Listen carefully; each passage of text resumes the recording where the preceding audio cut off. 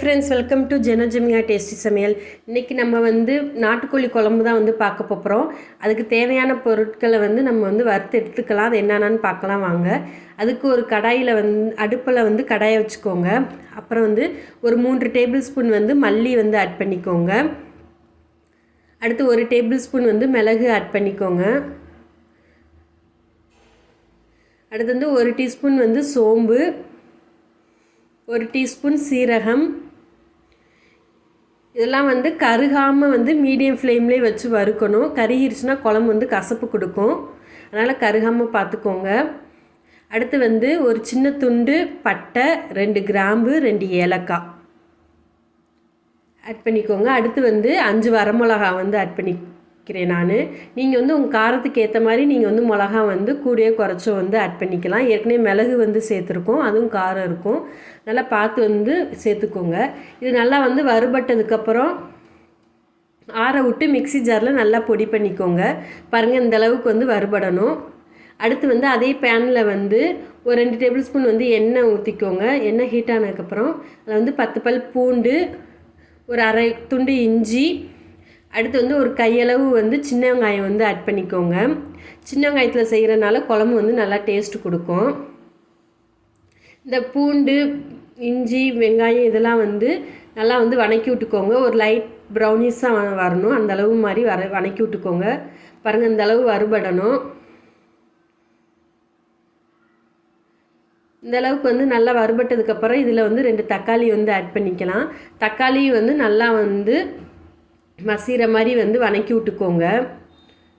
பாருங்கள், வெங்காயம் தக்காளி எல்லாம் மசிஞ்சிருச்சு. இப்போ அதையும் ஆற வச்சு அரைச்சிக்கலாம்.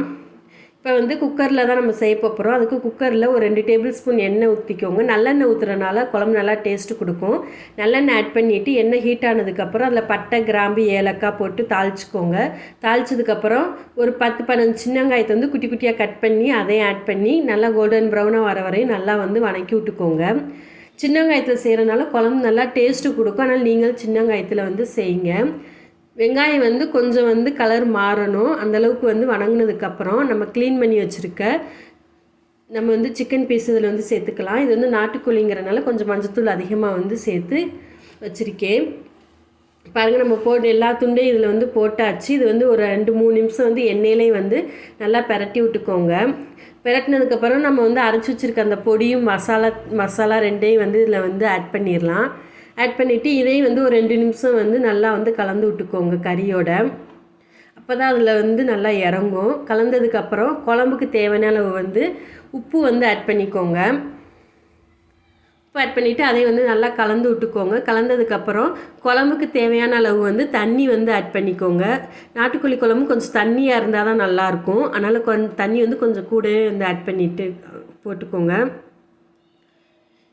இது ஒரு 6-7 விசில் வர வரை வெயிட் பண்ணுங்கள். பாருங்கள், நம்மளுக்கு விசில் வந்துருச்சு. குழம்பை ஓப்பன் பண்ணியாச்சு. பாருங்கள், இந்த அளவுக்கு இருக்கும். குழம்பு கொஞ்சம் தண்ணியாக தான் இருக்கும். பாருங்கள், ஒரு சிலர் தண்ணியாக சாப்பிடுவீங்க அப்படின்னா இதிலே நீங்கள் இறக்கிக்கலாம். இல்லை கெட்டியாக வேணும்னா இதை மறுபடியும் ஒரு 5 நிமிஷம் அடுப்பில் கொதிக்க விட்டிங்கன்னா நல்லா கெட்டியாயிரும். பாருங்கள், நான் மறுபடியும் ஒரு 5 நிமிஷம் வச்சுருக்கேன். குழம்பு நல்லா கெட்டியாயிருச்சு. இப்போ நம்மளுக்கு குழம்பு ரெடி ஆயிடுச்சு. இறக்கிடலாம், சர்வ் பண்ணிடலாம். பாருங்கள், நாட்டுக்கோழி குழம்பு நல்லா வாசமாக சூப்பராக டேஸ்டியாக ரெடி ஆயிடுச்சு. நீங்களும் கண்டிப்பாக இதே மாதிரி செஞ்சு பாருங்கள், உங்களுக்கும் ரொம்ப பிடிக்கும். உங்களுக்கு இந்த ரெசிபி பிடிச்சிருந்துச்சுன்னா எங்கள் ஜெனோ ஜெமிகா டேஸ்டி சமையலை சப்ஸ்கிரைப் பண்ணிக்கோங்க, லைக் பண்ணுங்கள்.